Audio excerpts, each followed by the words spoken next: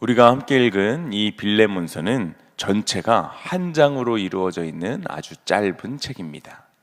저자는 바울인데 흥미로운 것은 이 책은 바울이 빌레몬이라는 사람에게 보냈었던 사적인 편지였다라는 것입니다. 본책은 사도 바울이 골로새 출신 빌레몬에게 보냈던 옥중 서신인데, 빌레몬이라는 사람은 바울의 3차 전도 여행 때 에베소에서 그를 만나 예수님을 영접하고 골로새 교회의 신실한 사역자가 되었었던 그러한 인물입니다. 빌레몬의 이러한 신실한 믿음은 옥에 갇혀 있었던 바울에게까지 소문이 나게 되었는데, 빌레몬은 예수 그리스도께 충성된 사람이었고 성도들에게는 매우 친절하게 많은 것들을 베풀었던 그러한 사람이었습니다. 그런데 문제 하나가 발생합니다. 그것은 빌레몬의 노예였던 이 오네시모라는 종이 주인이었던 빌레몬에게서부터 도망친 것도 모자라서 심지어 주인의 돈까지 들고 그러고 도망갔던 것입니다. 이러한 죄는 당시 로마법에 따르면 사형에까지 이를 수 있는 아주 중대한 범죄였습니다. 아이러니하게도 이렇게 큰 죄를 범하고 도망쳤었던 종 오네시모는 우연히 바울을 만나서 복음을 전해 듣게 되었고 그리스도인이 되어 바울의 제자로 지내게 됩니다. 바울은 그를 너무나도 아꼈기 때문에 자신의 곁에 두고 있고 싶어 했지만 결국 바울은 이 오네시모를 본래 주인이었던 이 빌레몬에게 돌려보내는 것이 맞다라고 판단을 했고, 그를 빌레몬에게 돌려보내면서 그를 용서하고 형제로 받아들여 줄 것을 부탁하기 위해서 이 편지를 쓰게 된 것입니다. 사실 바울은 어떻게 보면 자신의 복음 전파로 인해서 믿음을 갖게 되고 예수님을 구주로 고백하여서 구원에 이르렀던 그러한 믿음의 제자인 빌레몬, 이 빌레몬에게 얼마든지 명령할 수 있는 위치에 있었던 인물입니다. 하지만 그는 빌레몬에게 명령적인 어조가 아니라 그의 신앙적 또한 인격적 관계를 바탕으로 오네시모에 대해서 간곡한 부탁을 하고 있음을 보게 되는데, 우리가 본문 8절부터 10절까지를 함께 읽어보겠습니다. 함께 읽습니다. 이러므로 내가 그리스도 안에서 아주 담대하게 내게 마땅한 일로 명할 수도 있으나 도리어 사랑으로서 간구하노라. 나이가 많은 나 바울은 지금 또 예수 그리스도를 위하여 갇힌 자 되어 갇힌 중에서 낳은 아들 오네시모를 위하여 내게 간구하노라. 아멘. 도리어 사랑으로서 간구한다라고 말하고 있습니다. 당시 사회적 관습과 법으로 볼 때 빌레몬이 이 도망친 노예 오네시모를 용서하고 풀어주는 일, 이것은 쉬운 일은 결코 아니었을 것입니다. 심지어 이 일은 앞서 언급했듯이 사형에도 처해질 수 있었던 아주 중대한 범죄였기 때문에 더욱 그러했습니다. 그런데 빌레몬은 예수를 그리스도로 신실하게 믿었었던 그러한 인물이지 않습니까? 물론 당시 관습으로 보아서 도망친 노예 오네시모를 용서하는 것은 어찌 보면 말도 안 되는 일이었지만, 이것을 신앙인의 관점, 바로 예수 그리스도를 믿고 따르는 사람들의 관점으로 보았을 때는 회개한 오네시모를 용서하는 것, 이것은 마땅한 일이었습니다.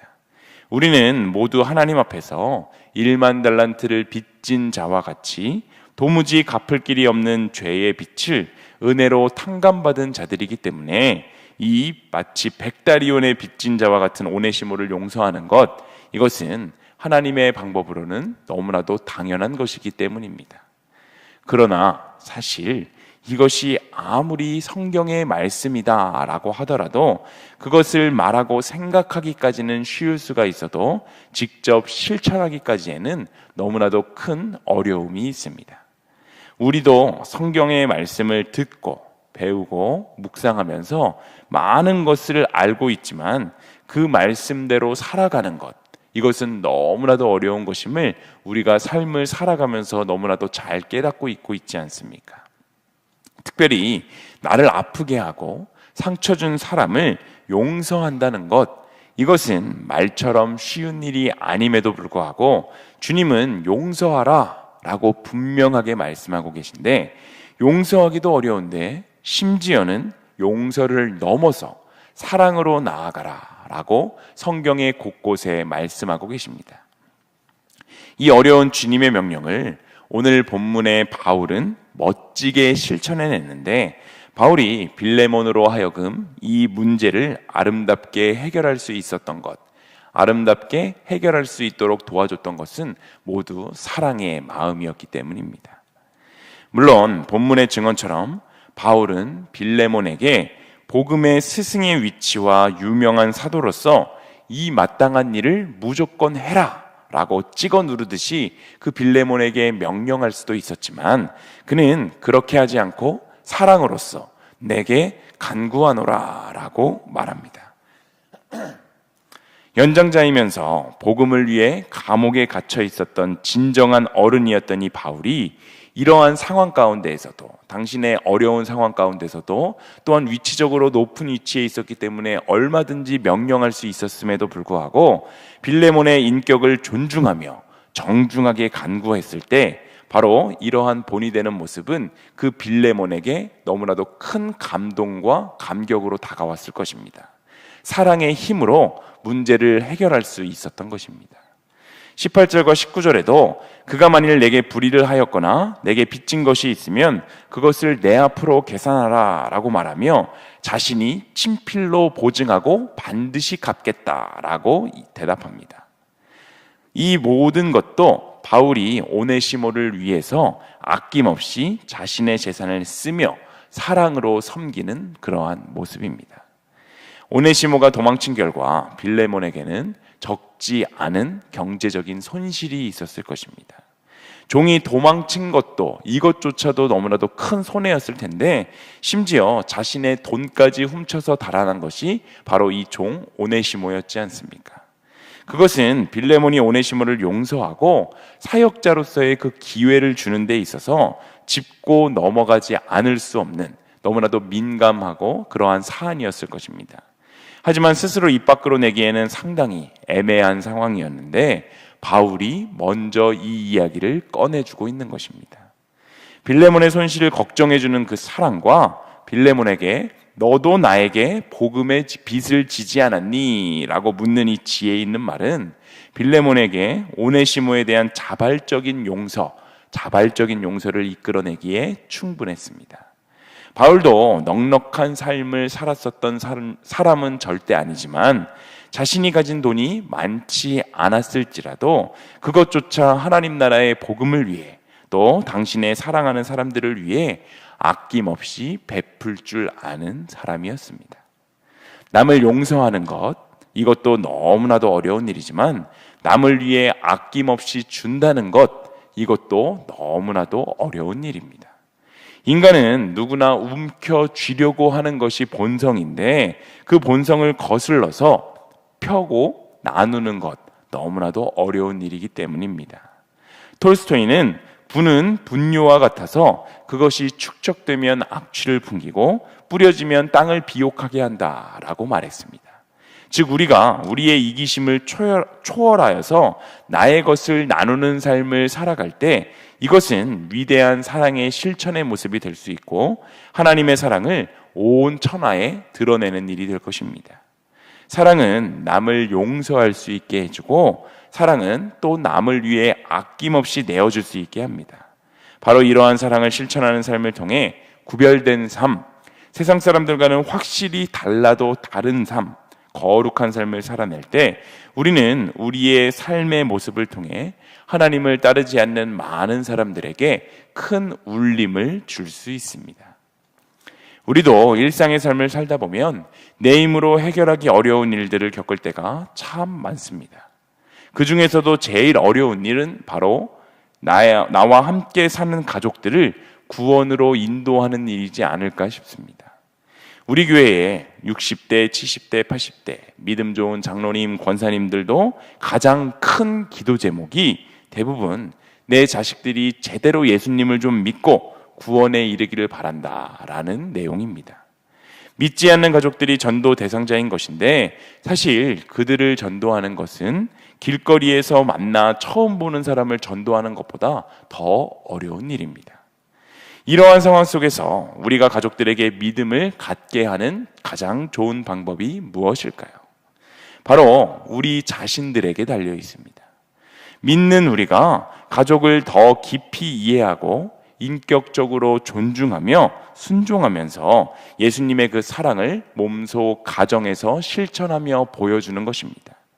결코 예수를 믿으라고 교회에 좀 나가라고 억지로 조를 필요가 없는데 자녀들을 언제나 겸손과 자비의 태도로 대하고 모든 것을 주님께 기도로 간구하며 기쁨의 생활을 하는 것 자체가 그들을 구원으로 인도해낼 수 있는 가장 좋은 방법이기 때문입니다.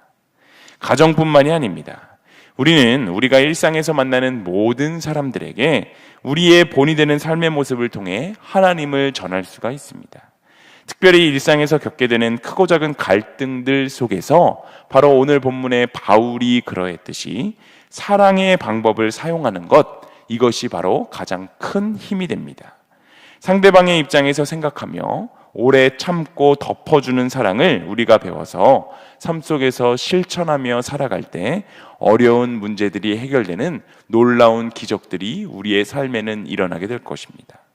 사랑은 사랑을 낳고 섬김은 또 다른 섬김을 낳습니다. 바울은 21절에 보면 빌레몬에게 내가 순종할 것을 확신한다 라고 말하고 있고, 또한 내가 말한 것보다 너가 더 행할 줄 아노라 라면서 격려하는데, 바울의 이 놀라운 이 사랑은 계속하여 아름답게 확장되는 것을 우리는 보게 됩니다.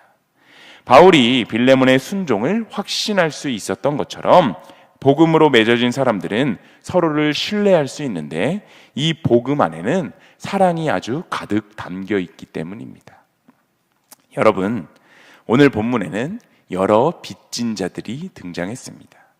물질적인 빚을 졌던 오네시모가 있고 복음과 사랑의 빚을 졌던 빌레몬이 있으며 오네시모의 빚을 대신 갚으려는 바울도 있습니다.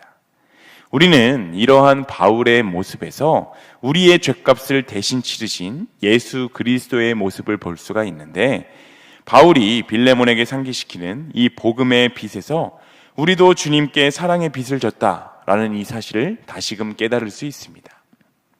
우리는 모두 하나님 앞에서 빚진 자들입니다. 우리는 우리의 힘으로는 도무지 갚을 수 없는 빚을 하나님께 지게 되었는데, 이 빚은 오직 죽음으로만 해결할 수 있었던 그러한 빚이었습니다. 그런데 하나님께서는 우리를 불쌍히 여기셔서 은혜를 베푸사 그리스도를 통해 그 빚을 다 탕감해 주셨습니다. 정말 우리는 하나님께 넘치는 은혜의 사랑을 받은 것입니다. 그렇다면 누가 나에게 어떠한 잘못을 범하였을 때 과연 우리들은 어떻게 행동해야 합니까? 마땅히 그를 용서하고 용납할 수 있어야 합니다.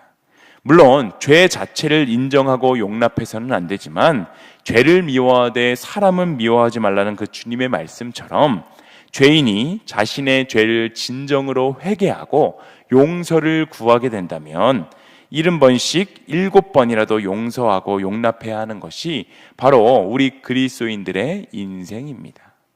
오늘 본문의 빌레몬을 향한 이 바울의 오네시모 용납 권면을 통해 다시 한번 기독교의 용서와 용납의 정신을 깨닫고 실천할 수 있는 바로 우리들의 삶이 되었으면 좋겠습니다.